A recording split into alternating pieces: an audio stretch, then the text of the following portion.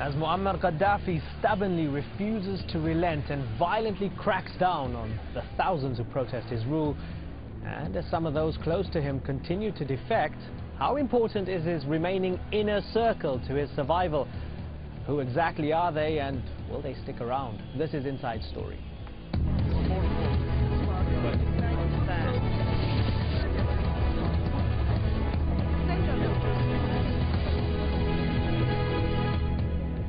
Hello and welcome to the program. I'm Imran Garda.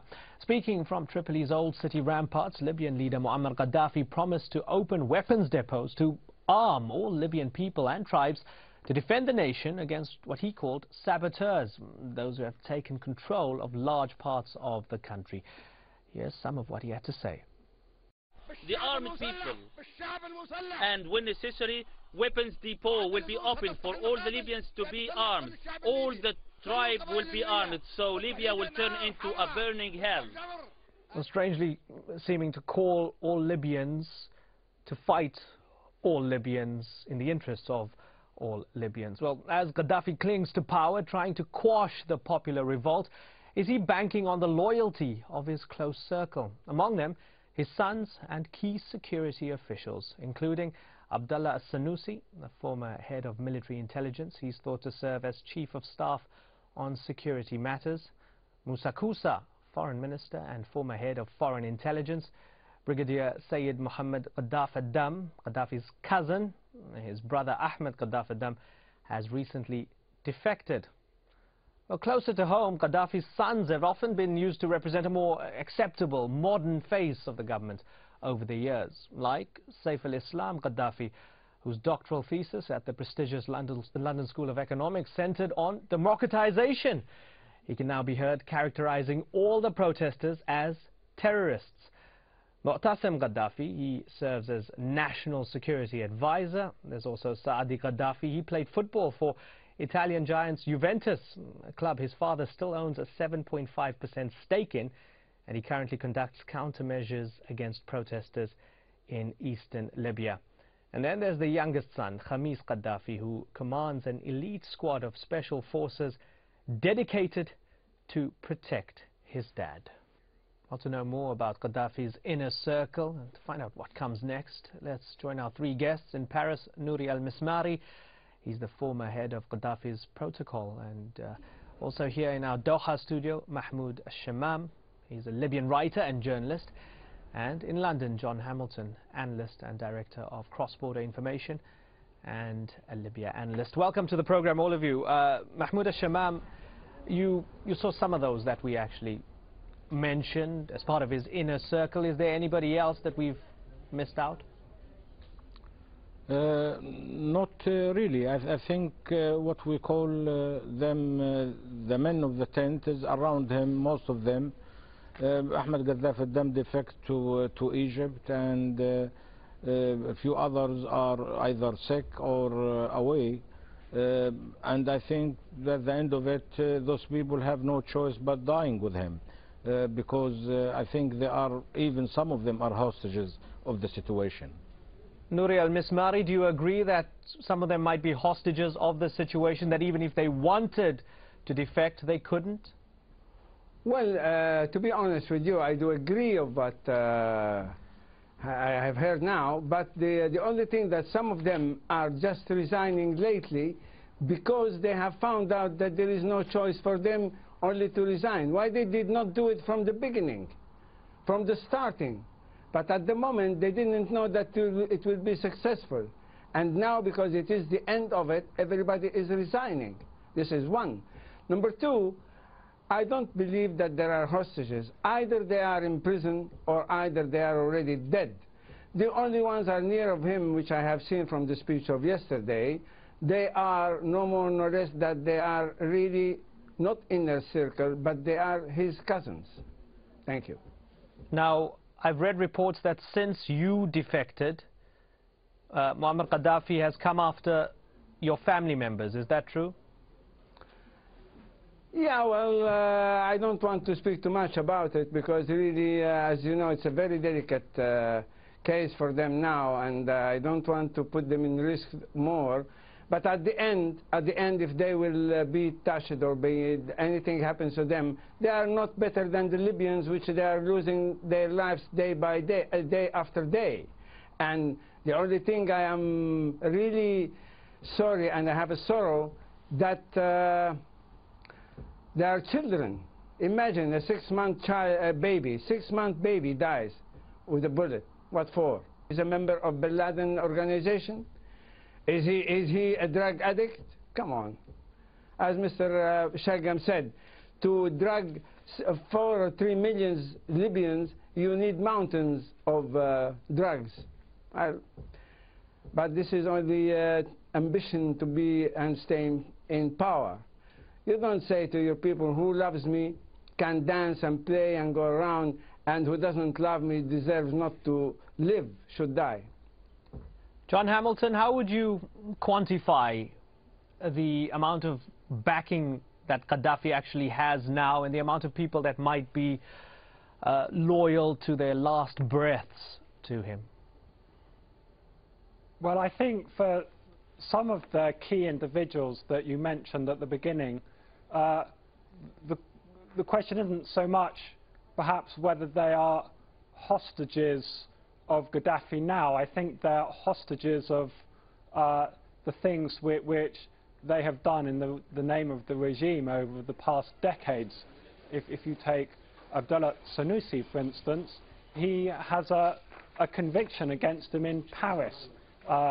If he is ever captured, he will go straight to jail in France because he was convicted of the bombing of that aircraft which was bombed over Niger.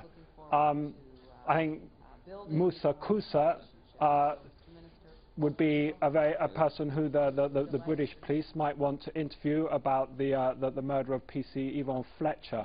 I think you could probably go on looking at these sorts of things which have happened in the past, and for the people who were around Gaddafi at the time, who are still around him, if they are there, if they're not dead or in whatever's happened to them inside the regime, they've got no choice.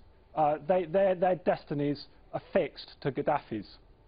Mahmoud al-Shamam, with regards to the inverse of that, of those who have actually defected, isn't there an argument that some people might have realized that they don't want to be on the wrong side of history, but also in a very practical sense, if there's a war crimes tribunal, if Gaddafi goes to the International Criminal Court, etc., with regards to possible crimes from the past, they don't want to be implicated, so they're saving themselves now by defecting. Is that a valid argument? To some extent, yes, but we have to realize a very important thing. The demonstrators swiftly and quickly managed to move what I call it in some other outlets, that in 3 days 1,600,000 kilometers was liberated, and this is make it very hard to anybody not to realize that. And I believe this is very important to look to the character of this revolution.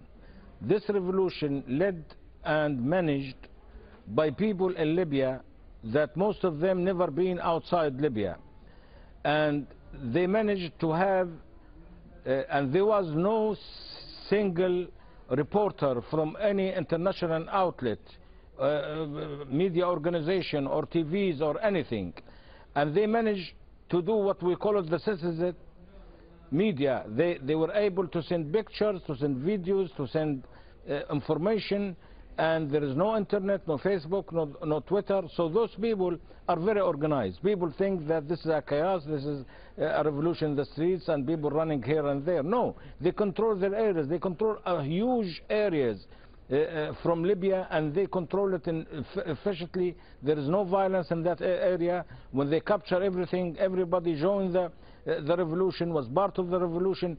This is a very civilized movement, though the casualties are high. The Gaddafi forces used a very heavy weapons, and it was a butcher. They are butchers more than anything else. So people start to join. Mr. Shamam, Gaddafi's son, Saif al-Islam, has been on his own media offensive at the moment, and he's invited certain hand-picked journalists to give his version of events, and he says categorically that they conducted no airstrikes against the Libyan people. What do you think of that? They were for the last 4 days working day and night to clean areas, to look. Tripoli looks like a normal city, and we warn against it. We warn the media, and we help them to come from the eastern part, from Saloum, and they come starting from the eastern part.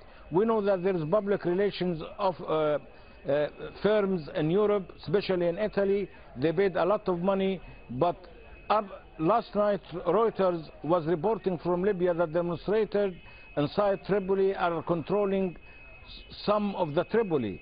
So we know that Tripoli is very tough. We know that he has the power, he has the money, but the PR media will not change the image that everybody see in the world.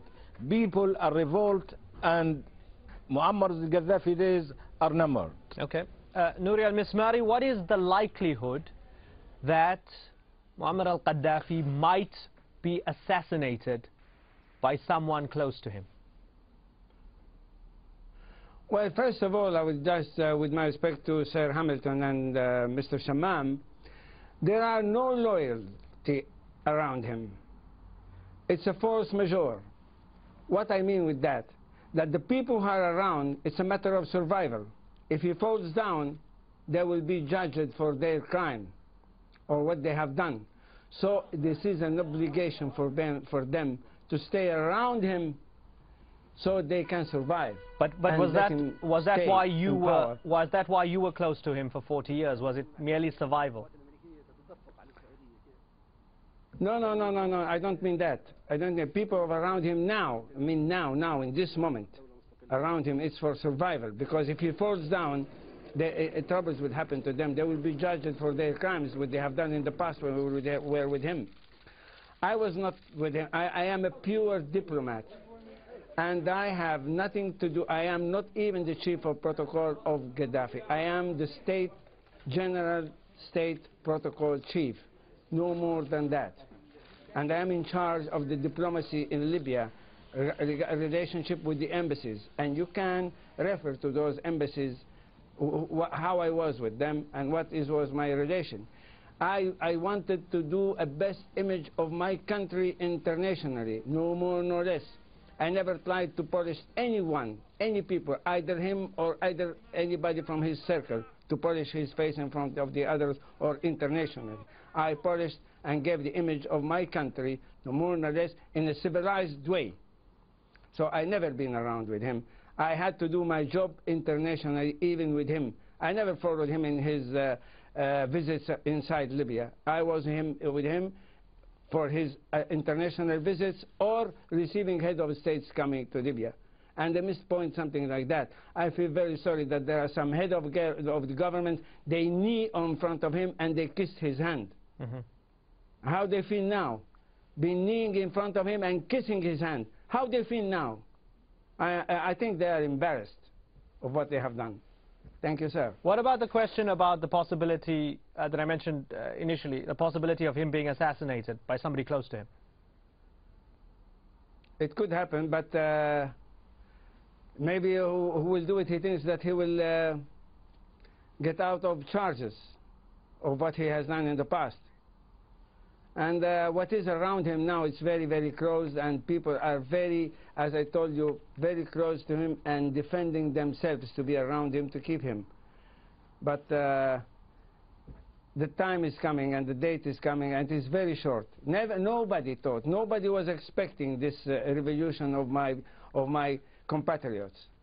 They never expected. They just get out sudden, and they were so quickly. They didn't receive any international aid. Okay. And I feel very sorry that the international aid is coming only now, and it is too late. They let my people down. Children, old people, old women dying in the streets, and God knows where are their bodies now, buried somewhere. Now the international community start to wake up and think about Libyans. Where they were? I must say that it is time that they think it over and they stop this bloodshed in my country. Let's ask John Hamilton what he thinks. Quite a few fascinating points made by Nouri al-Mismari.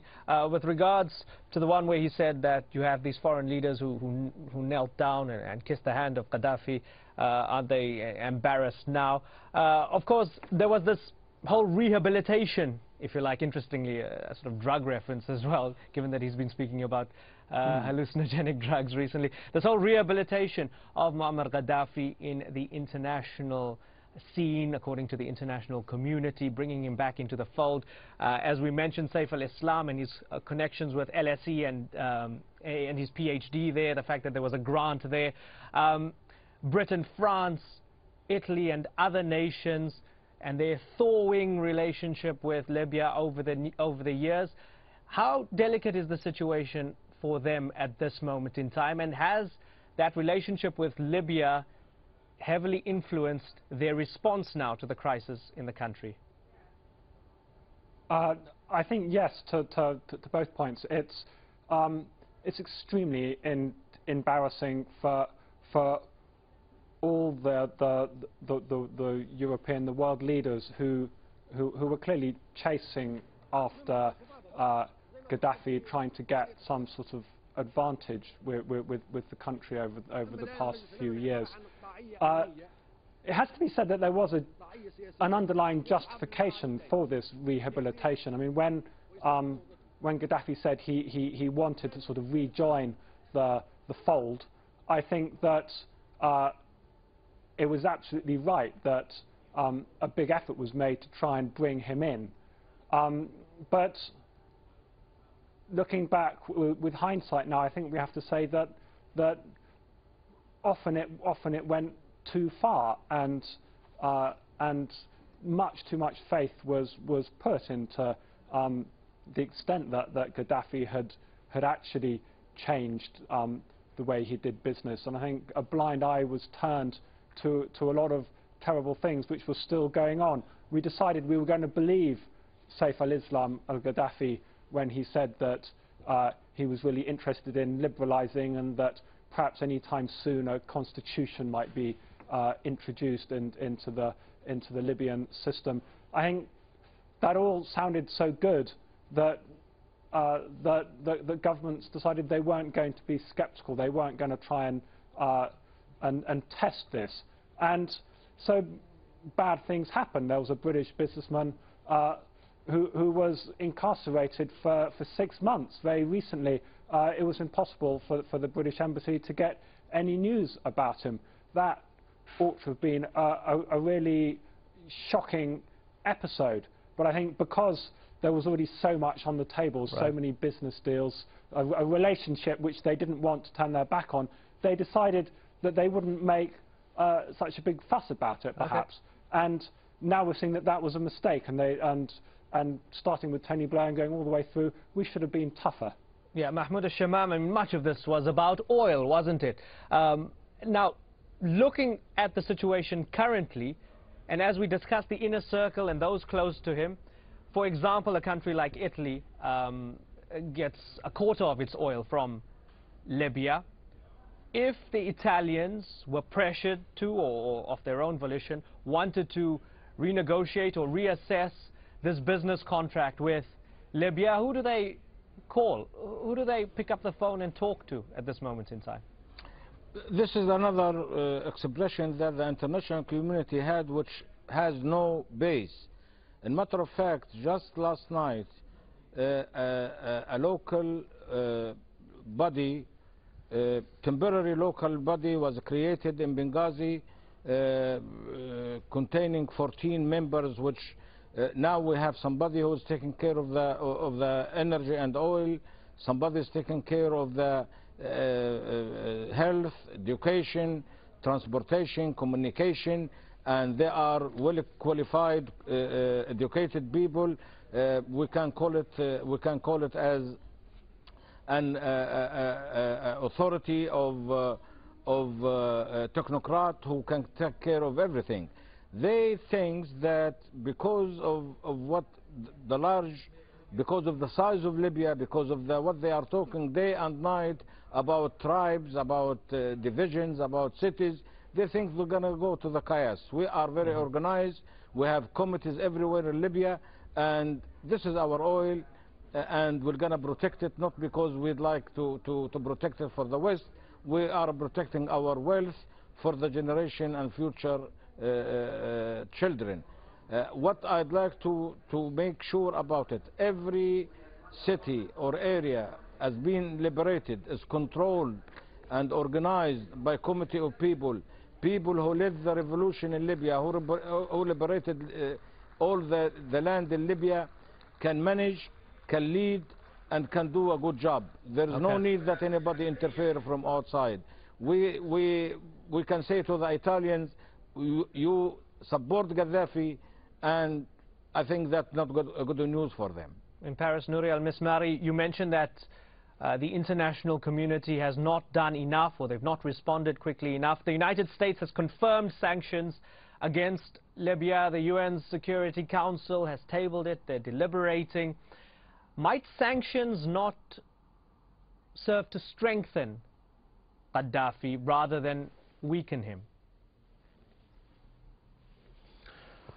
Well, first of all, I would like to precise that,